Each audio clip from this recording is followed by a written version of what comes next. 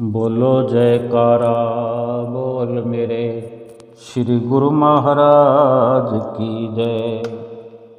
सभी गुरुमुख प्रेमियों से सप्रेम जय सच्चिदानंद। रोज नित्य सत्संग की धारा निरंतर बह रही है श्री प्रयाग धाम में। हर गुरुमुख प्रेमियों के दिलों के बादशाह विराजमान हैं श्री प्रयाग धाम में। मन लुभावन दर्शन सभी है कर रहे और सतगुरु की छत्र छाया में झूम कर खुशहाल हैं हो रहे। कैसे सतगुरु अपनी मौज से गुरुमुख प्रेमियों को जहाँ तहाँ से प्रेरणा देकर खींच लेते हैं अपनी ओर। जो गुरुमुख प्रेमी आने को बेकरार हुआ करते हैं और जब भी इशारा सतगुरु का प्राप्त करते हैं अपने घर काम धंधा सब कुछ छोड़कर तैयार बैठे होते हैं। और जब ऐसी नज़दीकी गुरुमुख प्रेमियों को प्राप्त होती है तहे दिल से अपने सतगुरु का शुक्राना करते हुए थकते नहीं। बहुत सारे गुरुमुख प्रेमी ऐसे हैं, कोई कहीं रहता है कोई कहीं रहता है, कोई दुनिया के इस कोने में रहता है कोई उस कोने में रहता है, कोई बीच में रहते हैं कोई नज़दीक रहते हैं कोई दूर रहते हैं। कुछ गुरुमुख प्रेमी आना चाहते हैं, ये मंगल कामना भी करते हैं कि हे मेरे सतगुरु दाता दीन दयाल जी मुझ पर कृपा करो, हम पर कृपा करो, हम भी आपके दर्शनों को आए। अक्सर देखा जाता है सुना जाता है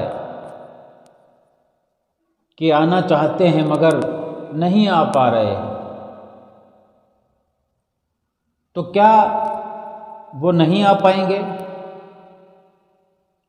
ये समझने की हम सब गुरुमुख प्रेमियों की एक हमारे स्तर पर ही हमारे नज़रिए से हमारे सोच से हमको जानना है कि हम आना चाहते हैं सतगुरु के चरणों में, सतगुरु के दर्शन प्राप्त करना चाहते हैं, सेवा में भी भाग लेना चाहते हैं।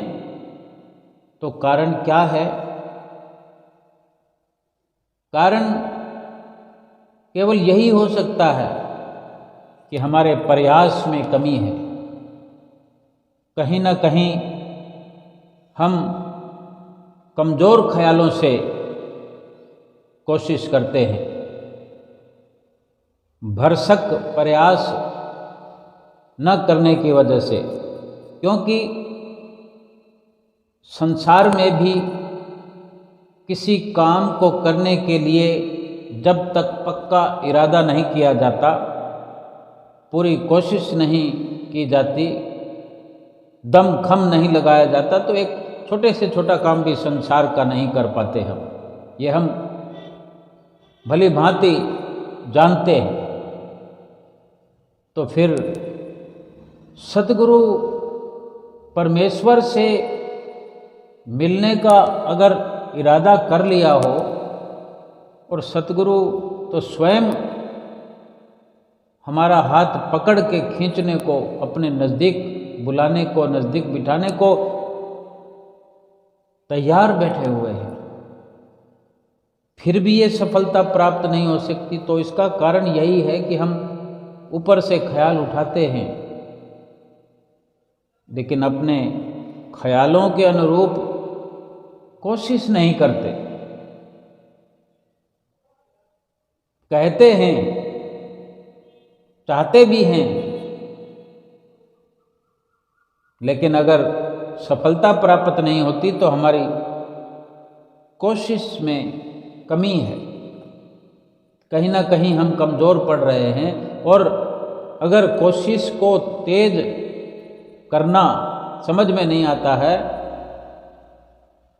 और कुछ नहीं सूझता है, तो कम से कम हम ये अपना पुख्ता इरादा रखते हुए अपनी रुचि को 5 नियमों में पहले से अधिक अपनी रुचि रखते हुए उनका पालन करें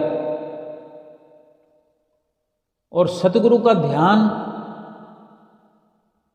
सारा दिन और सारी रात को भी, यानी सोते हुए उनका ध्यान लगाकर सोएं, 5 नियमों की पालना करें, उनका ध्यान लगा रहे, सतगुरु से अपने भीतर ही भीतर वार्तालाप होती रहे, बातचीत होती रहे। और जो सुमरन की हमें नित्य प्रति आज्ञा हुआ करती है, होती है, वो 2 घंटे हम नित्य प्रति रोजमर्रा के कार्यों से हमें निकाल करके 2 घंटे भजन सुमरन करके श्री गुरु महाराज जी की आज्ञा को पूरा करते रहे। अपना एक नियम समझते हुए, अपनी जिम्मेदारी समझते हुए कि ये मेरा कर्तव्य है, मुझे करना ही करना है।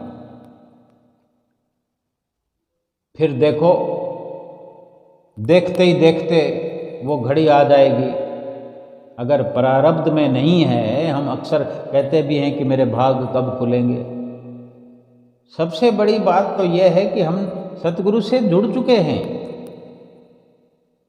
हमको नाम की बख्शिश मिली है। अगर हमारे मुकद्दर, हमारा प्रारब्ध आगे बढ़ने में कोई कमी रखे हुए है, तो मुकद्दर बनाने के लिए, प्रारब्ध को बनाने के लिए, आगे बढ़ने के लिए ही तो ये सतगुरु ने हमें ये 5 रतन, 5 नियम अपनाने के लिए आज्ञा फरमाई है। और रोज़ याद दिलाते हैं 2 घंटे भजन अभ्यास करो। कोई भी काम ऐसा नहीं है जो भजन अभ्यास करने से, 5 नियमों की पालना करने से फिर वो रुक जाए।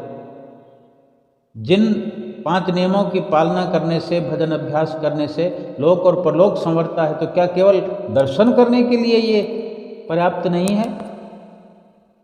बिल्कुल पर्याप्त है ये हमारे पास, जो श्री गुरु महाराज जी ने हमें ये कार्य सौंपा है। एक तरह का होमवर्क है। अगर हमें परीक्षा में पास होना है तो ये प्रश्न उत्तर हमें याद करने हैं, हमें उत्तर खोजना नहीं है। श्री गुरु महाराज जी ने हमसे कोई सवाल नहीं किया है, कोई सवाल करने को नहीं कहा है। हमारे सवालों का जवाब छिपा हुआ है 5 नियमों की पालना में, 2 घंटे के भजन अभ्यास में। ये हमें समझा दिया है कि इस प्रकार से इनकी पालना करनी है।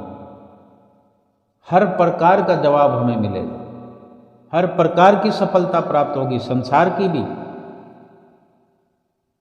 और भक्ति परमार्थ की भी। यानी शरीर का भी कल्याण होगा, आत्मा का भी कल्याण होगा। ये लोक सुखी हुआ तो समझो इस संसार में बाहरी तौर से भी हम सुरक्षित रहे, शारीरिक तौर से, मानसिक तौर से।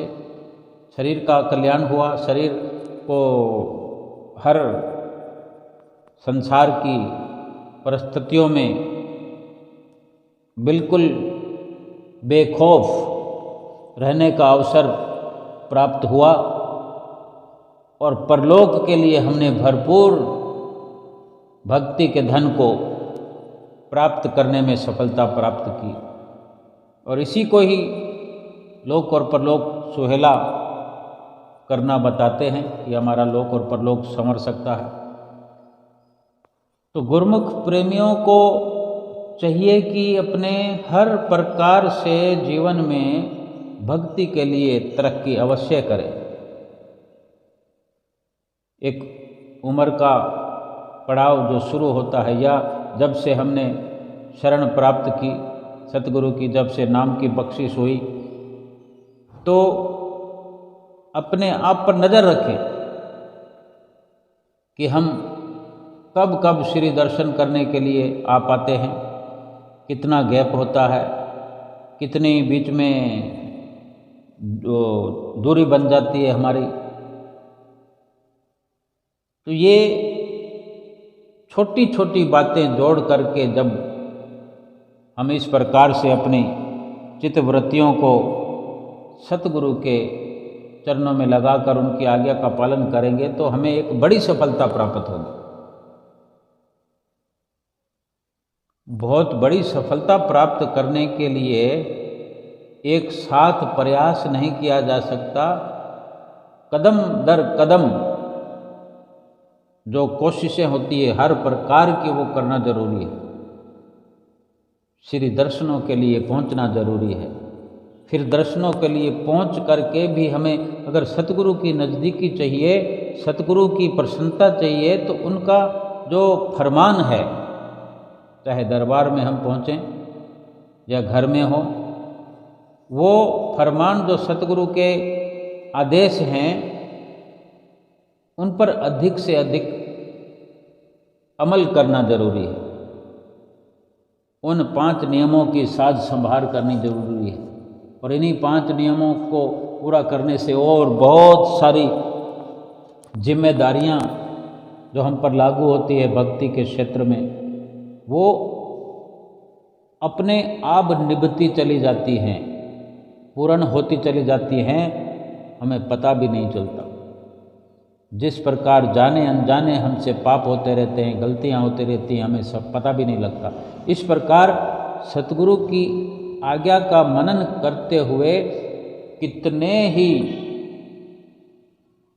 छोटे छोटे भक्ति के सोपान हम पार कर जाते हैं और हमें पता ही नहीं लगता कि वो छोटे छोटे सोपान, छोटे छोटे जो स्टेप हैं, वो एकत्र होकर एक बड़ी भक्ति का रूप धारण करके हमारे जीवन में, हमारे इस जीवन को सफल करने में सार्थक होते हैं, हमारा लोक परलोक सफल करने में सार्थक होते हैं, भजन सुमरन करने में सार्थक होते हैं, श्री दर्शन का लाभ हमें मिल सके। कैसी भी परिस्थितियां हों, भीतर ही भीतर जब हम सतगुरु का ध्यान लगा करके संसार के दुनियावी कार्य करते जाते हैं और सतगुरु का ध्यान हर वक्त लगाए रखते हैं, उनके वचनों का जो हम मान रखते हुए, आदर सम्मान करते हुए उनकी पालना करते हैं, उनके वचनों पर अमल करते हैं, आगे से आगे रास्ता निकलता जाता है।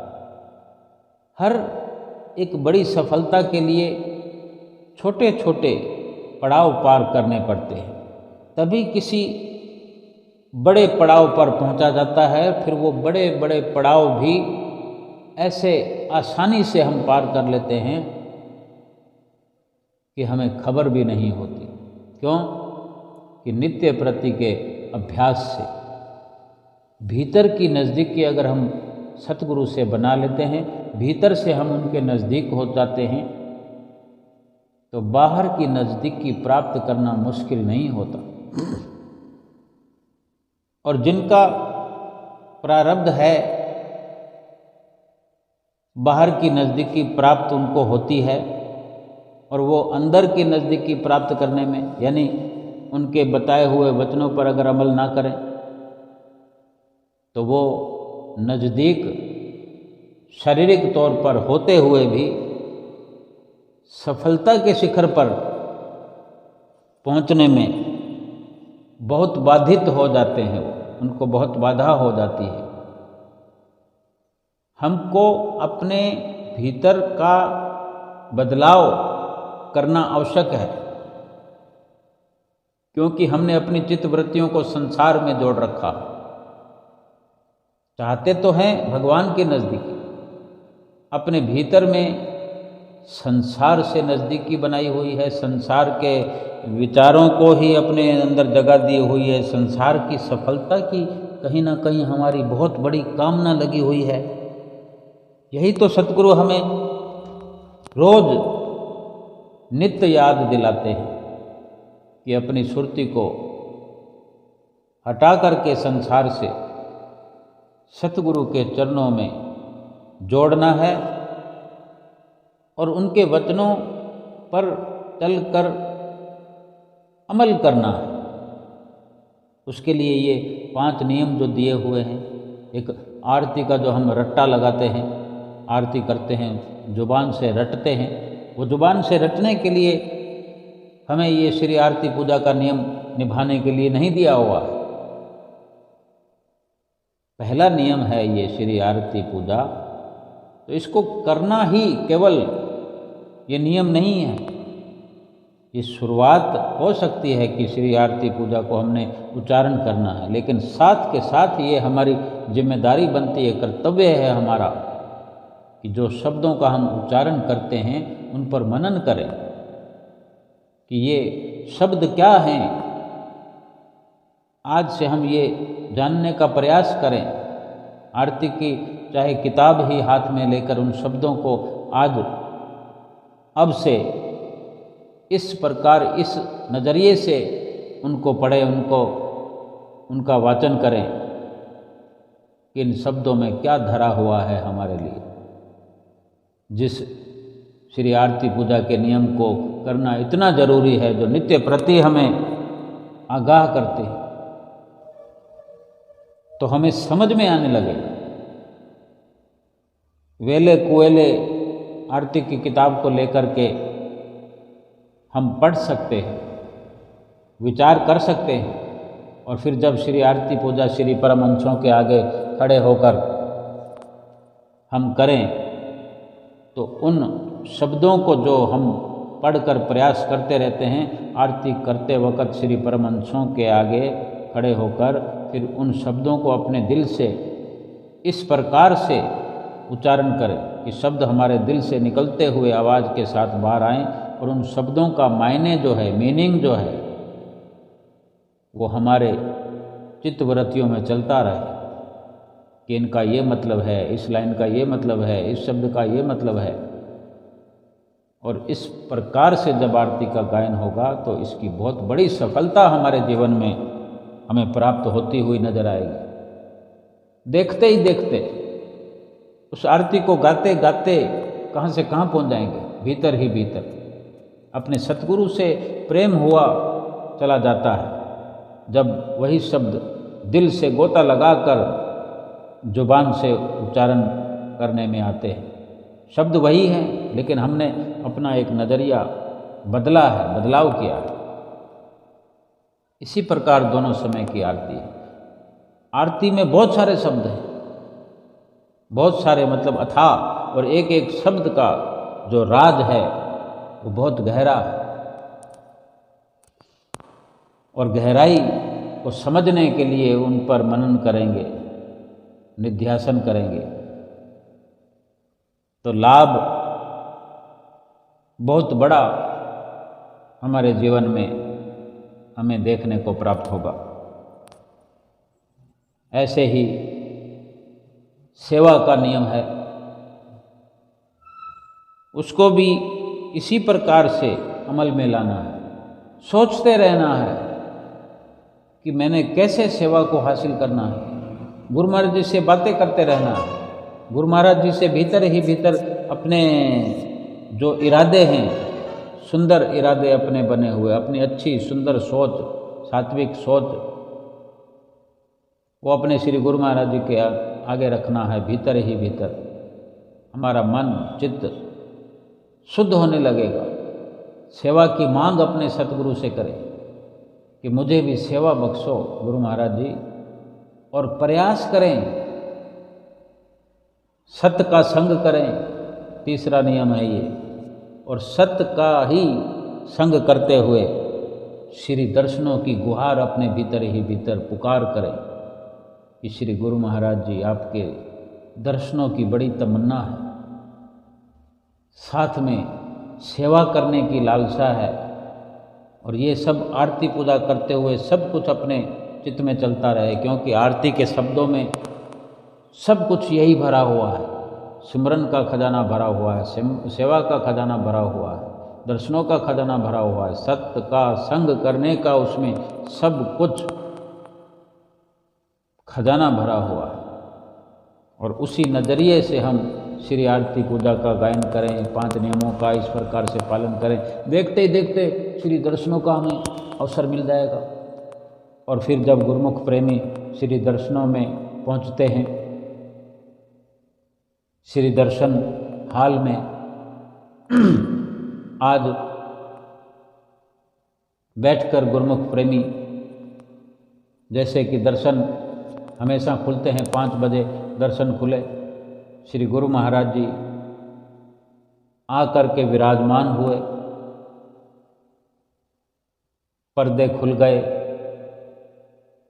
सबको हुक्मनामा हुआ। जो दंडवत करने की मुद्रा में गुरुमुख प्रेमी श्री गुरु महाराज जी के आगे नतमस्तक थे, उठा दिया श्री गुरु महाराज जी ने हुक्मनामा दे करके, और गुरुमुख प्रेमी अपने आप को निहाल करते हुए श्री दर्शनों का लाभ प्राप्त करते रहे। और महात्मा जन माथा टेकते हुए, कहीं एक महात्मा जी हमें आते हैं, मिलते हैं कुटिया पर, आश्रम पर, सत्संग भवन में, तो हमें संदेशा आता है कि महात्मा जी आए हुए हैं, तो सभी गुरुमुखों को आना। यहाँ एक लाइन लंबी महात्मा जनों की माथा टेकने के लिए जो शुरू होती है, तो माथा टेकते चले जाते हैं। महात्मा जी आगे से आगे बढ़ते चले जाते हैं, एक एक करके श्री गुरु महाराज जी के आगे माथा टेकते हुए। एक फौज बनाई है श्री गुरु महाराज जी ने, संतों की, भक्तों की, भाईजनों की, भक्तानियों की। कितना ये अलौकिक नज़ारा होता है। और फिर सब महात्मा जनों के माथा टेकने के तत्पश्चात शुभ सत्संग हुआ शुरू। इस प्रकार महात्मा जी ने सुंदर प्रवचनों से सबको कतारत किया।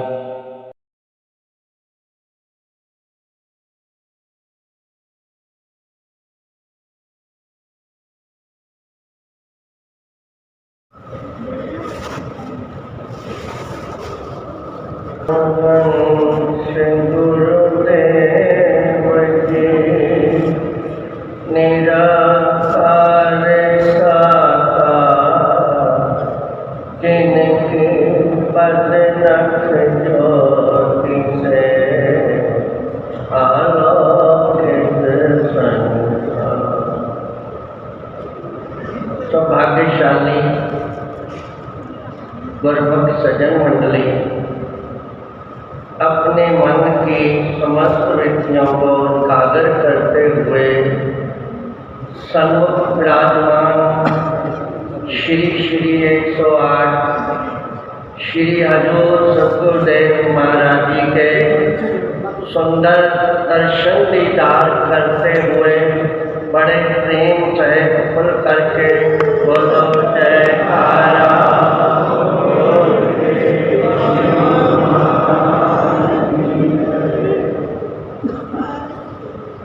गुरुमुखो, हम सब गुरुमुख अपने हृदय में विचार करें कि दुनिया के अंदर, संसार के अंदर संसारिक माता पिता अपने परिवार के अंदर बच्चों को, परिवार को खुश देखना चाहते हैं, प्रसन्न देखना चाहते हैं और दुनिया में तरक्की देखना चाहते हैं। इसी प्रकार हमारे प्राण आधार श्री सतगुरुदेव जी महाराज हम सब गुरुमुखों की भी भक्ति मार्ग में तरक्की देखना चाहते हैं। वो चाहते हैं कि हमारा समय ज़्यादा से ज़्यादा सेवा में, सिमरन में, भक्ति में व्यतीत हो। जब हम सब गुरुमुख सेवा में लग जाते हैं, दरबार के नियमों की श्रद्धा से पालना करते हैं, भक्ति के नियमों को अपनाते हैं, तो हमारे श्री सद्गुरुदेव जी महाराज जी का प्रसन्नता का कोई पारावार नहीं होता। इसी प्रकार जैसे एक पंछी है, उसको उड़ने के लिए 2 पर की आवश्यकता होती है, जरूरत होती है। अगर किसी कारण से उस पंछी का एक पर टूट जाए तो पंछी का उड़ना मुश्किल हो जाता है, वो उड़ नहीं पाता। इसी प्रकार भक्ति मार्ग में तरक्की करने के लिए भी हमारे श्री सद्गुरुदेव महाराज जी ने सेवा और सिमरन, ये 2 पर हम सब गुरुमुखों को भव सागर से पार करने के लिए ये प्रदान किए हैं। हमारे श्री हजूर सद्गुरुदेव महाराज जी ने कल ही अपने वचनों में फरमाया, सेवक को सेवा बन आई, हुक्म बूझ परम पद पाई। कितने सुंदर वचन फरमाए। इसी प्रकार हमारे प्राण आधार श्री 108 श्री पंचम पातशाही जी महाराज एक दफ़ा कनाडा में टोरंटो सिटी में आश्रम पर विराजमान थे। वहाँ पर मुबारक श्री दर्शन खुले हुए थे और वहाँ श्री चरणों में एक प्रेमी आया।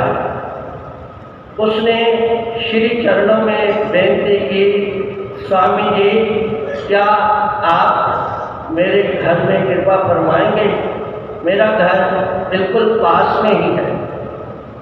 श्री गुरु महाराज जी ने उस सेवक की, उस जिज्ञासु की, उस प्रेमी की बेनती को स्वीकार किया और पैदल चरणों से चल करके उस प्रेमी के घर श्री गुरु महाराज जी ने कृपा फरमाई। पूरे घर में चरण छुआए। सब घर में श्री गुरु महाराज जी पूछते हैं, भगत जी मंदिर कहाँ है? उसने बेनती की, स्वामी जी मैं तो शिव जी भगवान का उपासक हूँ, शिव जी भगवान को मानता हूँ, सोमवार को व्रत भी रखता हूँ। श्री गुरु महाराज जी फरमाने लगे, क्या तुझे शिव जी भगवान के दर्शन हुए? कहने लगा, नहीं स्वामी जी। गुरु महाराज जी पूछा, क्या आप नाम दान दोगे? कहते जी ये तो मेरा बड़ा सौभाग्य है। श्री गुरु महाराज जी ने उस प्रेमी को नाम की दात बख्शिश की। श्री गुरु महाराज जी वचन फरमाए, गुरुमुख 2 घंटे सिमरन करना। हम 3 दिन यहाँ पर हैं और तुम आकर के यहाँ पर सत्संग का, सेवा का, भक्ति का लाभ उठाना। पहले दिन उस भगत ने 2 घंटे सिमरन किया, दूसरे दिन 2 घंटे किया, तीसरे दिन उसने 2 घंटे सिमरन किया। तो उसने क्या देखा कि श्री गुरु महाराज जी के स्वरूप के अंदर से शिव जी भगवान के दर्शन हुए। वह प्रेमी श्री चरणों में पहुंचा और श्री गुरु महाराज जी के चरणों में शुक्राना किया, स्वामी जी आपने तो मेरी आँख खोल दी, ज्ञान चक्षु दे दिए। ये है महापुरुषों का उपकार। हम अपने हृदय में विचार करें कि हम कितने भाग्यशाली हैं।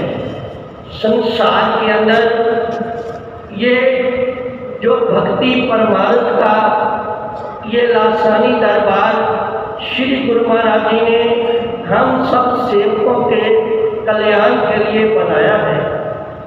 तो हमारा क्या कर्तव्य है? श्री गुरु महाराज जी बड़ी मौज के अंदर बड़े प्यार के साथ बड़ी प्यारता बरसा रहे हैं और हम सब गुरुमुखों को ये फर्ज बन जाता है, कर्तव्य बन जाता है कि हम गुरुमुख जो दरबार में शरणागत हैं या बाहर से आए हुए हैं, सभी गुरुमुखों का ये फर्ज है कि हम गुरु दरबार के नियमों की श्रद्धा से पालना करें। श्री गुरु महाराज जी चाहते हैं कि आपका लोक भी सुखी हो, परलोक भी सुखी हो। तो ये महापुरुषों की दयालुता है, रहमत है, उनकी कृपा है।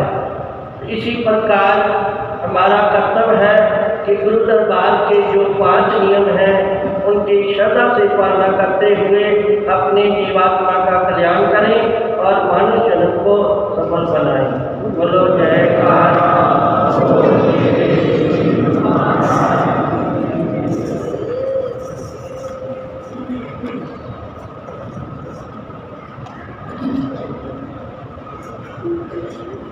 बोलो जयकारा बोल श्री गुरु महाराज की जय। हे संत प्यारे के दी जगत में नूर फैलाते हैं। हे संत प्यारे के दी जगत में नूर फैलाते हैं। चली आई सदा ये, चली आई सदा ये, वो सबको शरण लगाते हैं। हे संत प्यारे के दी जगत में नूर फैलाते हैं। हे संत प्यारे के दी जगत में नूर फैलाते हैं। दुनिया से आए कोई जाए, संतों का यही कहना। ओ भोले प्राणी सुन ले तुम्हारी, ऐसे जगत में रहना। जैसे नीर कमल की प्रीत, जैसे नीर कमल की प्रीत जगत में नूर फैलाते हैं। हे संत प्यारे के दी जगत में नूर फैलाते हैं। परोपकार करते उपकार करते संत सदा है आते। कातिल जीवन पर उंगली पकड़ कर निज धाम पहुँचाते। करे जो भी इनसे प्रेम, करे जो भी इनसे प्रेम जगत में नूर फैलाते हैं। चली आई सदा ये, वो सबको शरण लगाते हैं। चली आई सदा ये, चली आई सदा ये, वो सबको शरण लगाते हैं। हे संत प्यारे के दी जगत में नूर फैलाते हैं। मीरा से सीखो, सहजों से सीखो, सतगुरु से प्रेम निभाना। मर मर के जीना, जी जी के मरना। इस प्रकार सुंदर सत्संग से सारे गुरुमुख प्रेमी निहाल हुए कि कितना सुंदर सत्संग सुनाकर हुजूर छठी पातशाही गुरु महाराज जी उच्चे सिंहासन पर विराजमान हैं। आदरणीय महात्मा जी सत्संग प्रवचन सुना रहे हैं और पंचम पातशाही गुरु महाराज जी की भी याद दिला दी। पंचम पातशाही गुरु महाराज जी की लीला सुना करके जब श्री गुरु महाराज जी बाहर कनाडा में टोरंटो सिटी में आश्रम पर विराजमान थे, तो कैसे एक भगत गुरु महाराज जी को बुलाने आया तो गुरु महाराज जी उनके घर कृपा फरमाई। श्री गुरु महाराज जी ने उस प्रेमी से उसके घर में साधारण शब्दों में पूछ लिया कि मंदिर कहाँ है। तो कोई ये ना समझे कि श्री गुरु महाराज जी उनसे पूछ रहे हैं कि मंदिर कहाँ। श्री गुरु महाराज जी के लिए सर्वप्रथम यही है कि श्री परमहंसों को हमने कहाँ विराजमान किया है। घर में भी विराजमान करें, अपने दिल के मंदिर में भी विराजमान करें, उनकी पूजा अर्चना आराधना, यानी गुरुमुख का कर्तव्य ही यही है कि इतना बड़ा घर हो हमारे पास, तो श्री गुरु महाराज जी को हमने कहाँ बिठा रखा है, कहाँ मंदिर बना रखा है, ये मायने रखने वाली बात है। और पहले तो महात्मा जन हमारे घरों में आते थे, कुटिया पर आश्रम पर आते थे, तो सर्वप्रथम पूछते ही यही थे कि आरती पूजा करते हो दोनों समय, भजन सुमरण करते हो। और सभी गुरुमुख प्रेमी फिर बताते थे करते हैं या नहीं करते। तो जो कहते थे कि नहीं कर पाते, उनको सुंदर प्रेरणाओं से ओतप्रोत करते थे कि भजन स्मरण करना जरूरी है, श्री दर्शन करना जरूरी है। और बड़ी सरलता से समय देकर सबको समझाते थे।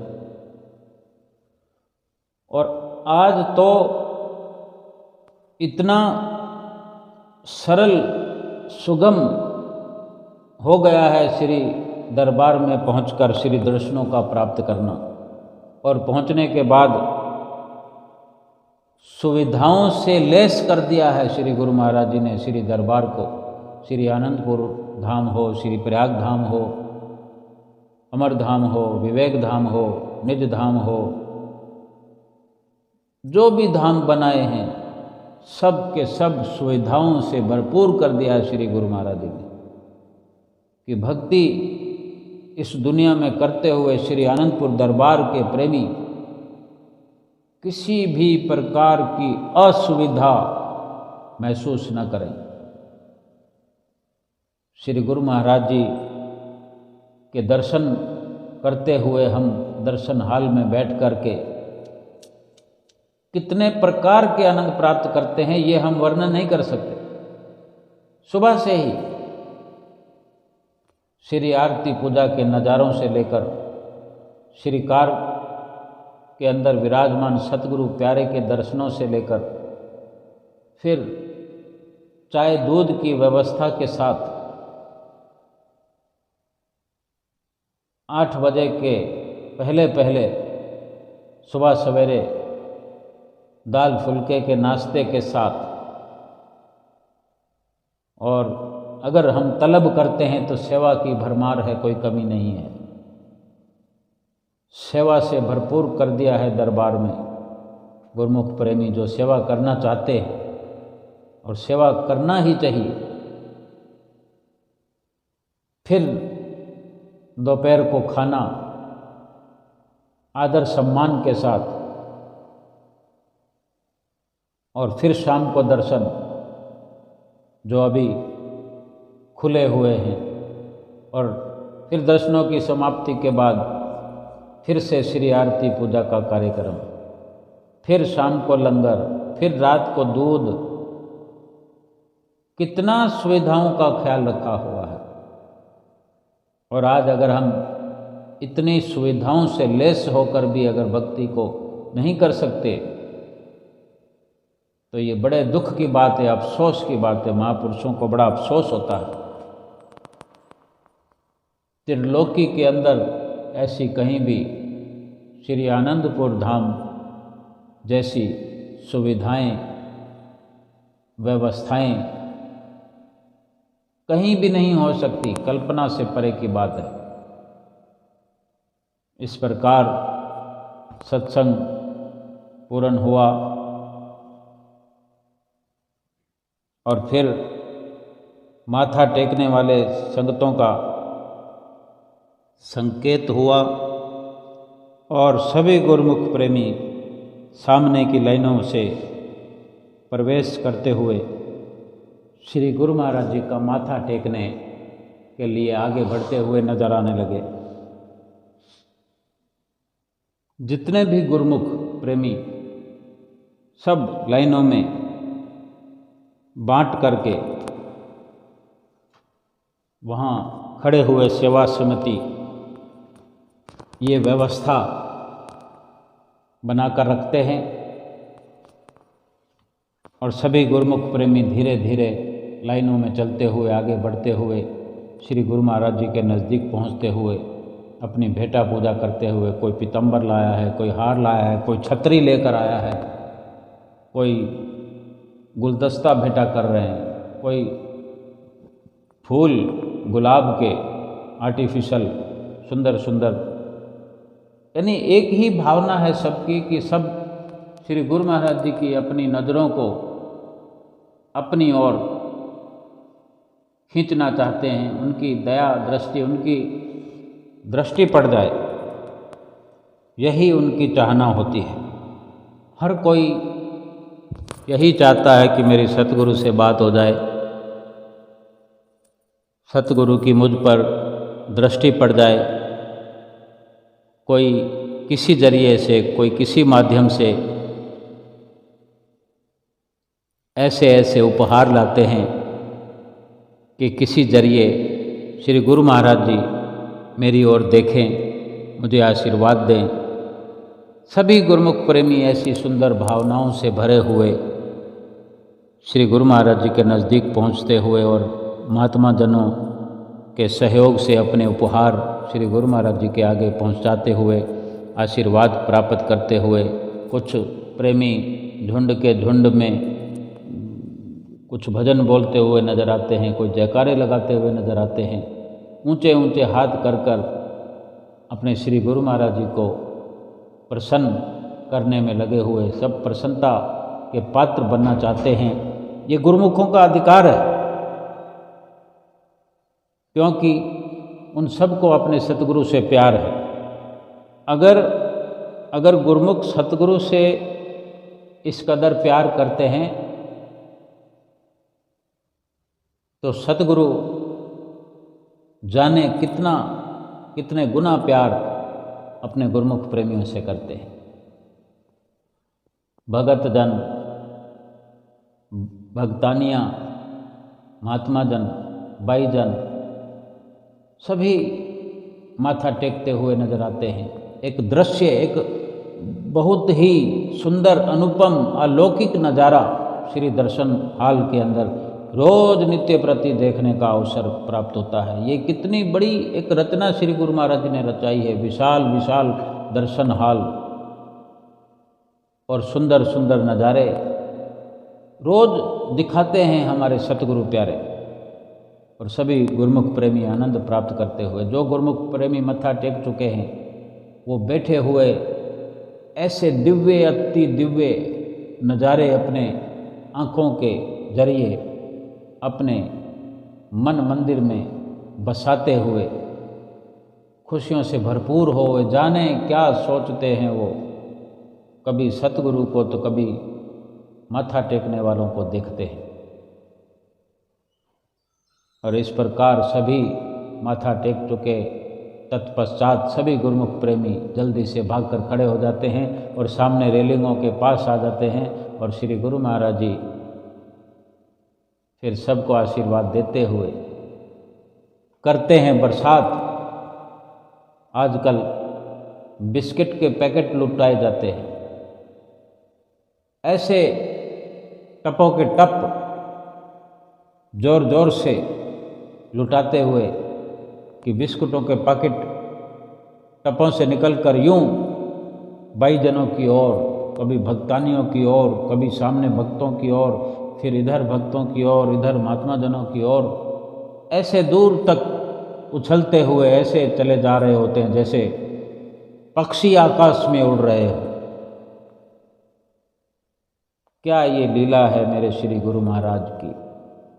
और इस प्रकार सबको आशीर्वाद देते हुए श्री गुरु महाराज जी खड़े रहते हैं कितनी देर, और गुरुमुख प्रेमी भी, भगत जन, भक्तानियाँ, बाइयाँ जो चढ़ सकते हैं वो रेलिंगों पर चढ़ जाते हैं। ऊंचे से ऊंचा होकर के खुले से खुले दर्शन करने की एक होड़ में सब लगे होते हैं। और प्रसाद लूटने के लिए भी जो सक्षम होते हैं भीड़ में घुसने के, वो प्रयास करते हुए देखे जाते हैं। हर किसी के भाग जगाने के लिए श्री गुरु महाराज जी ने एक सुंदर रचना श्री प्रयाग धाम में इस वक्त रोज ही रचाई है। इन दर्शनों की, इन शुभ घड़ियों की, ये सुंदर सुंदर श्री गुरु महाराज जी लीला रचाते हैं, सुंदर दर्शन दिखाते हैं। इन दर्शनों की सभी गुरुमुख प्रेमियों को जो जहाँ भी है हाथ जोड़कर तहे दिल से बहुत बहुत बधाई हो, बधाई हो, बधाई हो। और सभी गुरुमुख प्रेमियों पर श्री गुरु महाराज जी की कृपा हो, सभी को सुंदर सुंदर दर्शनों का जल्दी से जल्दी लाभ प्राप्त हो, ऐसी मंगल कामना के साथ बोलो जयकारा बोल मेरे श्री गुरु महाराज की जय।